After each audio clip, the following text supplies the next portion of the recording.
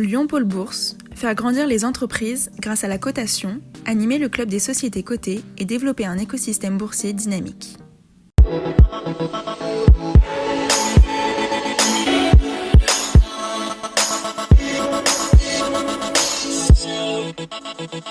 Bonjour et bienvenue dans le forum Lyon Pôle Bourse des valeurs régionales et plus spécialement le plateau télé de ce forum. À présent, nous accueillons François Lacoste, le fondateur, président du conseil de surveillance de NSE, une entreprise auvergnate. Bonjour.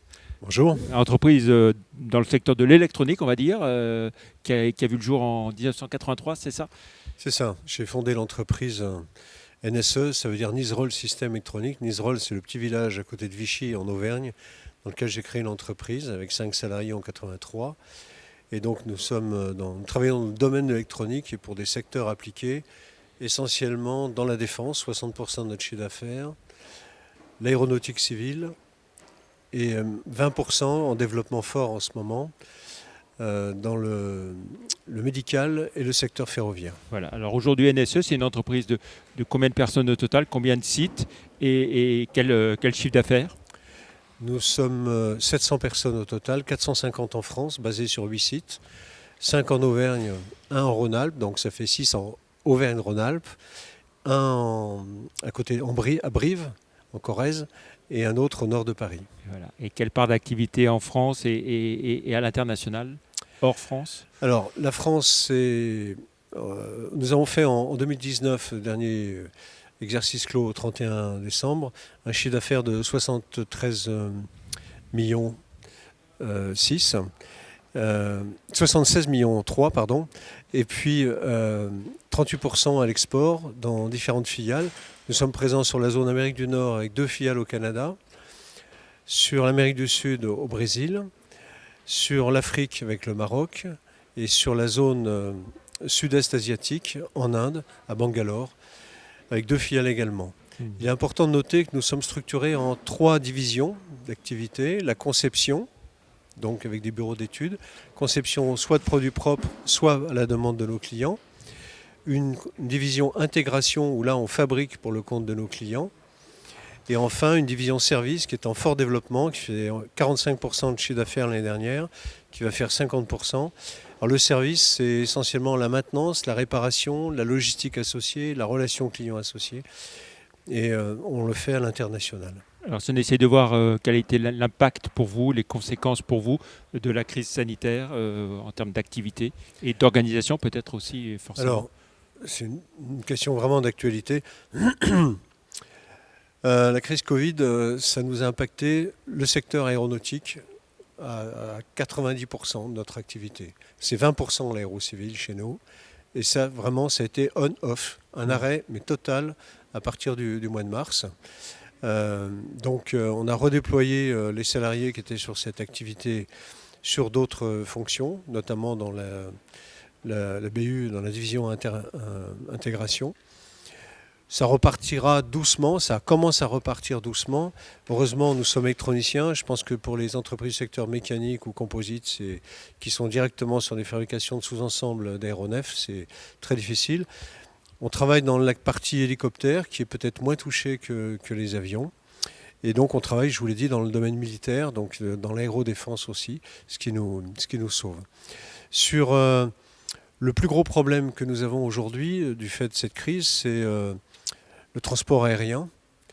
Nous sommes un client fidèle du groupe Air France, mais si vous voulez partir 8 jours dans une de nos filiales avec 14 jours de quarantaine à l'arrivée et 14 jours au retour, c'est quasiment impossible à gérer. On ne peut pas se déplacer, prendre un mois avec une semaine seulement sur place.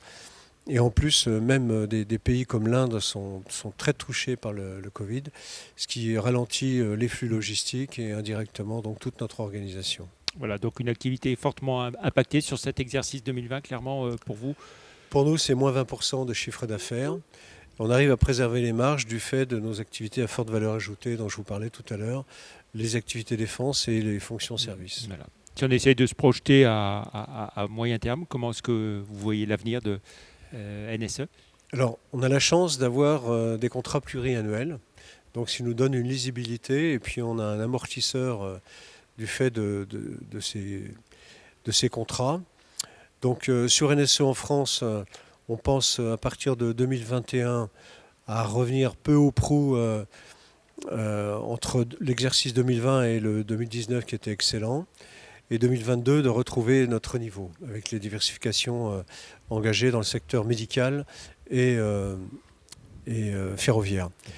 À l'étranger, ça dépendra dans les filiales dans lesquelles nous sommes implantés, dans les pays dans lesquels nous sommes implantés, ça dépendra des situations sanitaires. Là vraiment, je pense qu'on a la grosse question sur l'Inde. On est présent au Canada où visiblement on ne se fait pas trop de soucis. On est présent au Brésil où là aussi on a une inquiétude. Vient se greffer en plus un climat économique et politique plus général que la simple crise du Covid au Brésil. Et le Maroc fait partie des pays solides. On rappelle, vous êtes coté en bourse depuis 2011 parce 2011. Que vous avez racheté une entreprise qui elle-même était cotée en bourse. Voilà, on a fait un mécanisme un petit peu original.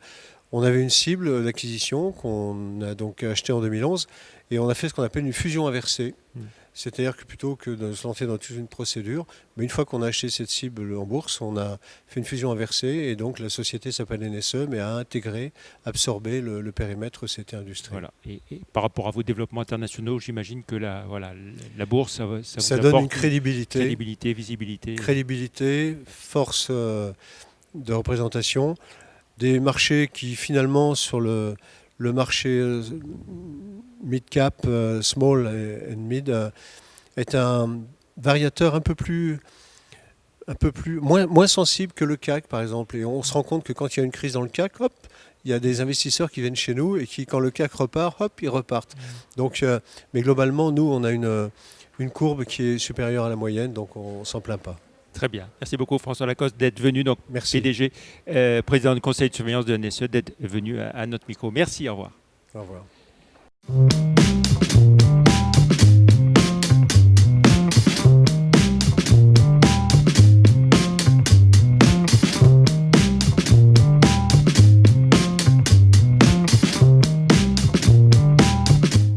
Retrouvez les enregistrements et informations de marché sur les sites de Zone Bourse et d'Euronext.